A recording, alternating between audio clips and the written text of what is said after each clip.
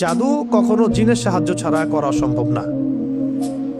জাদু কখনো জিনের সাহায্য ছাড়া করা সম্ভব না। তন্ত্রমন্ত্র দিয়ে তারা জিনকে তাবে করে, বশ করে, এবং সেই জিনের ইবাদত করা তারা শুরু করে। জিনের জন্য নজর করে, জিনের জন্য মানত করে, জিনের জন্য পশু কুরবানি করে, জিনকে সেজদা করে, মানে জিনকে পাওয়ার চেষ্টা করে তারা।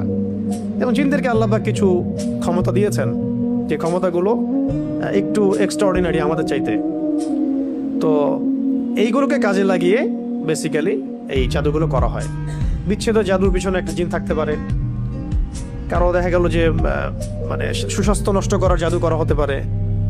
হ্যাঁ, কারো দেখা যেতে পারে এরকম যে এমন কোনো জাদু করা হয়েছে যে তার যেন সম্পদ ধ্বংস হয়ে যায়, তার বাচ্চা যেন ক্ষতিগ্রস্ত হয়, তার জানের জন্য কোনো ক্ষতি হয়, এরকমও জাদু করা হতে পারে। তো এইগুলো প্রত্যেকটা জাদুর ক্ষেত্রেই জিনদের কি থাকে, সক্রিয় ভূমিকা থাকে। শুধুমাত্র কবিরাজ জাদু করতে পারে না।